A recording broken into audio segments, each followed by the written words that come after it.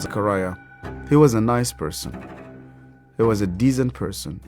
He was very smart. He was the only Christian in the whole of the school.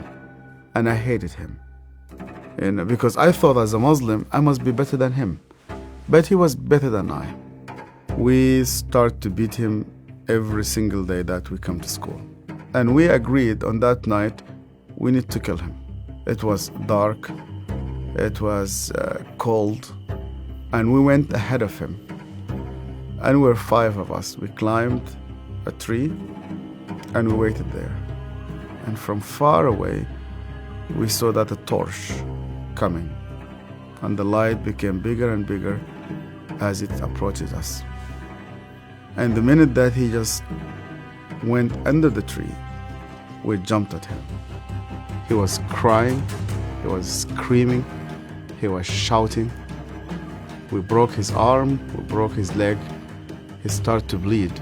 And because he started to scream and begging for help, I put my hand in his mouth so that no noise will come out of him. It's similar when you're slaughtering a sheep, it's just shivering, and the others were beating him. I felt very proud. You were actually doing something for Allah. You want to please Him. And suddenly, he could no longer breathe, and we could not hear his voice. We left him in the wood between life and death. We went back, you wash yourself, and you pray. And Zechariah never came back. We've never seen him again. I was born and raised up in a very, very fanatic Muslim family. When I was a child, my father brought me to a Quran school. I was only 8 years old, and my father just dropped me there. They shaved my head. We sat in a circle. The Shaykh sat in the middle of this circle, and he has a very long whip. I was forced to memorize the Quran. Every mistake that you do, this whip will just come right in the middle of your head. You're not allowed to cry, because in our culture they tell you men never cry. I was crying every single night. And they told me, you belong to the Islamic Ummah, and that's why you fight for it, you stay loyal to it. I started to hate people, to hate everybody who's not a Muslim. And I especially used to hate the Jews. So I was preparing myself to go and fight for Allah in the jihad. But every night I went to bed, and when we put the light off, I did not know what will happen with me if I die. My cousin was severely sick, and the doctors, they said he's going to die. They gave him only a couple of days. And one day came 2 people. They were Coptic Christians, and one of them wanted to greet me, and then I saw he had a cross. And then I pulled my hand back. I said, well, I'm not going to touch a hand with a cross. And then he said to me, we hear that this child is sick. We would like to pray for him. And only out of politeness, I told them, okay. And they started to speak to God like a person that he speaks to his friend. They said, God, please heal this child. The minute that they said, Amen, this child opened his eyes for the first time in 4 weeks. He started to move his hands. He started to speak. He sat down in his bed and he started to walk. And one of those 2 persons who prayed sat down with me, and he said to me, you know what? The real miracle is that God wants to change your heart. Do you believe that Yeshua is alive? And I told him, yeah. Because according to the Islamic tradition, God took him to heaven and he's alive and he will come back one day. And he said to me, because he's alive, you can speak to him.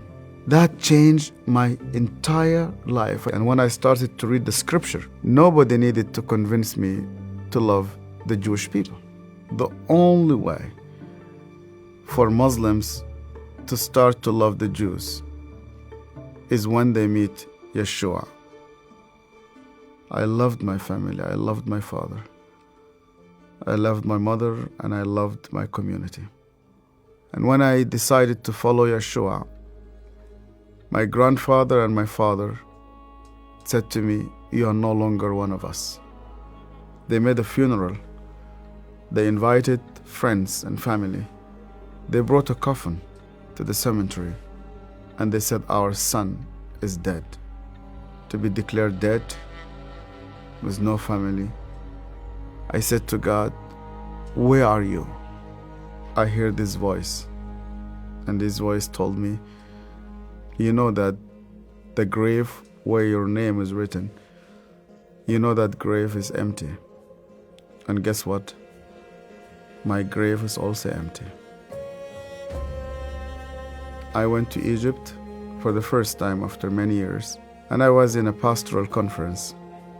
And one of the Sudanese pastors came to me. It's an elderly man, gray hair.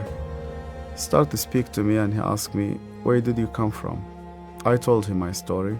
He started to cry. And then I asked him, "Why are you crying?" And he said to me, "Do you remember me? My name is Zachariah." And suddenly, I remembered him. The last time I saw him, it was in that dark night. I could hear suddenly the way that he was screaming, even though that was 25 years. Suddenly I started to see his broken arm and broken legs. I started to see the scars which I caused him. I started to be full of shame. I was a bad person, yeah. I was terrible. So Zachariah looked me straight into the eye again, and he said to me, "Yasser, because you hated me so much, I was always praying for you." He opened his Bible, and the minute he opened his Bible, I saw that my name was written in the first page. I hated him. He prayed for me. On that day, God confronted me. He said to me, "Even before you start to think about me, I was thinking about you. To love those who hate you, you need someone whose name is Yeshua."